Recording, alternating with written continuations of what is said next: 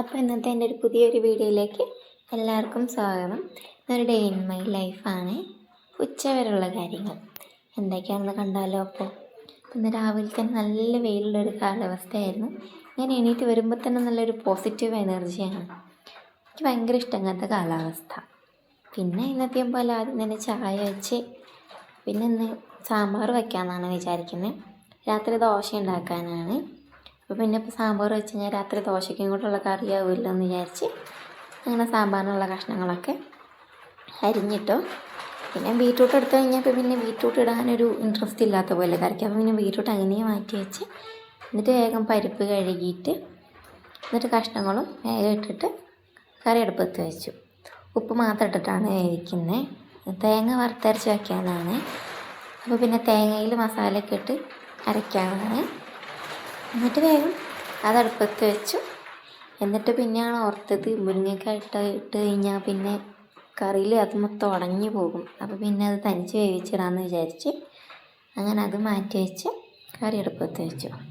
എന്നിട്ട് ഇതാ തേങ്ങ വറുക്കാൻ വെച്ചു. തേങ്ങയിൽ ഒരു വറ്റൽമുളക് മാത്രം ഇട്ട് വേഗം വറുത്തെടുത്ത് അപ്പോഴേക്കും അവിടെ ഇപ്പുറത്ത് വിസിലും വരുന്നുണ്ട്. എന്നിട്ട് വേഗം മുളക് പൊടിയും മഞ്ഞൾപ്പൊടിയും മല്ലിപ്പൊടി ഇട്ട് വേഗം നല്ല വഴറ്റി അത് ചൂട് പോകാൻ മാറ്റി വെച്ചു. എന്നിട്ട് പിന്നെ കറി തൂമിക്കാനുള്ള ചെറുള്ളി അരിയാൻ നിൽക്കുകയാണ്. അങ്ങനെ ചെറുള്ളി അരിഞ്ഞ് വെച്ചപ്പോഴേക്കും ഇതിൻ്റെ ചൂട് പോയിട്ടുണ്ടായിരുന്നു. എന്നിട്ട് പിന്നെ പെട്ടെന്ന് അത് അരച്ചെടുത്തു. എന്നിട്ട് ഒന്ന് മൺചട്ടിയിൽ കടുക് പൊട്ടിക്കാനാണ്. ഞാൻ അധികം മൺചട്ടി അങ്ങനെ യൂസ് ചെയ്യാറില്ല മീൻ കറിക്കല്ലാണ്ട്. അപ്പോൾ പിന്നെ ഇന്ന് ഒരു സാമ്പാർ മൺചട്ടിയിൽ ഒഴിച്ച് വയ്ക്കാനൊരാഗ്രഹം. പിന്നെ അങ്ങനെ എണ്ണ എടുക്കാൻ നോക്കിയപ്പോൾ എണ്ണയാണെങ്കിൽ കിട്ടുന്നില്ല. അടിയിൽ മൊത്തം കട്ട പിടിച്ചിരിക്കുകയായിരുന്നു തണുപ്പായതുകൊണ്ട്. എന്നിട്ട് പിന്നെ ഒരു സ്പൂണൊക്കെ എടുത്ത് എണ്ണയൊക്കെ തോണ്ടി അതിലേക്കിട്ട് എന്നിട്ട് കടുക് പൊട്ടിച്ച് ചെറുള്ളിയും വറ്റൽമുളകും കറിവേപ്പിലയും അങ്ങനെ കറിവേപ്പിലൊക്കെ ഇട്ട് കടുക് പൊട്ടിച്ച് അതിൽ പിന്നെ ഒരു സ്പൂൺ സാമ്പാർ പൊടി മാത്രമേ ഇടുന്നുള്ളൂ. കായപ്പൊടി ഇടാൻ നോക്കിയാൽ പിന്നെ കായപ്പൊടി കഴിഞ്ഞിട്ടുണ്ടായിരുന്നു.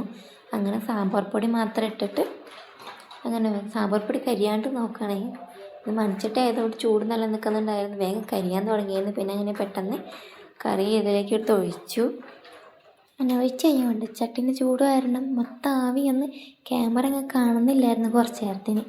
എന്നിട്ട് പിന്നെ തേങ്ങ അരച്ച് അതിലേക്ക് കഴിക്കാൻ നിന്നപ്പോൾ തേങ്ങ അതിൽ നിന്ന് അങ്ങോട്ട് ചാടുന്നില്ല. എന്നിട്ട് പിന്നെ കുറച്ച് വെള്ളമൊക്കെ ഒഴിച്ച് കലക്കി അതൊഴിച്ച് അങ്ങനെ കറി സെറ്റായി. കുറച്ചധികം വെള്ളം കൂടിപ്പോയി. പിന്നെ സാരമില്ലാന്ന് വിചാരിച്ചു. രാത്രി ദോശയല്ലേ, ദോശയ്ക്ക് കുറച്ച് വെള്ളം പോലെ ആണെങ്കിൽ കുഴപ്പമില്ലല്ലോ. പിന്നെ അങ്ങനെ കറി അങ്ങനെ തിളയ്ക്കാൻ മാറ്റി വെച്ചു. ഇന്ന് പിന്നെ തോരനൊന്നും ഉണ്ടാക്കുന്നില്ല. കാരണം ഉച്ചയ്ക്ക് ഞാൻ മാത്രമേ ഉണ്ടാവുള്ളൂ.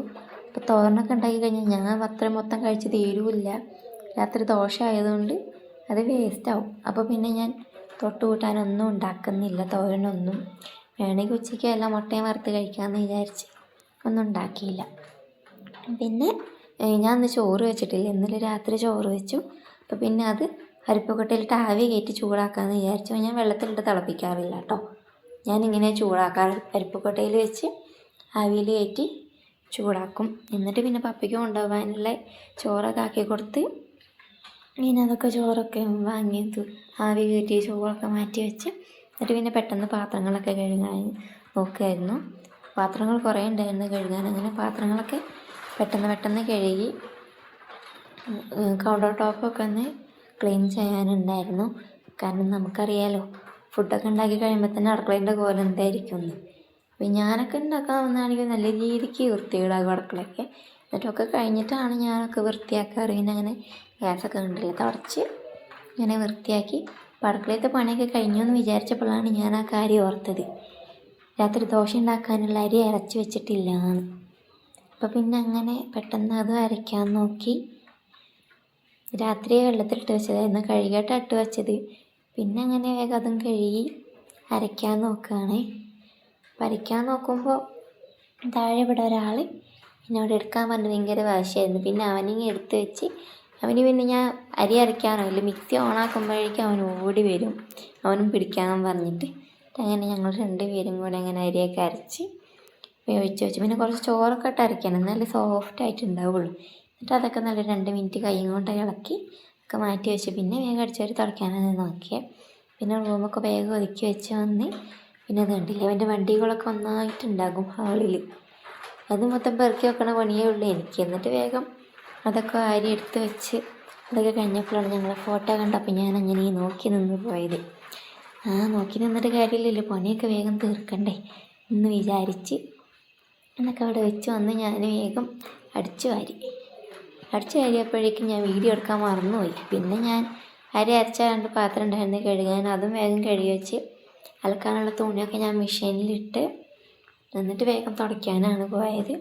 എന്നിട്ട് അങ്ങനെ പെട്ടെന്ന് തുടച്ച് ഞാൻ ഹാളിൽ ആദ്യം തുടച്ച് തന്നത്. ഹാള് തുടച്ച് കഴിഞ്ഞിട്ടൊക്കെ പിന്നെ സിറ്റ് ഔട്ട് തുടച്ച്. എനിക്ക് വെയിൽ സമയത്ത് സിറ്റ് ഔട്ടൊക്കെ തുടയ്ക്കാൻ എനിക്ക് ഭയങ്കര ഇഷ്ടമാണ്. കാരണം നല്ല കാലാവസ്ഥ ആയതുകൊണ്ട് പെട്ടെന്ന് ഉണങ്ങും.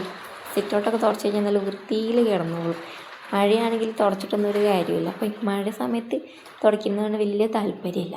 പിന്നെ വെയിലായതുകൊണ്ട് നല്ല ഇൻട്രസ്റ്റ് ഉണ്ടായിരുന്നു തുടയ്ക്കാനൊക്കെ.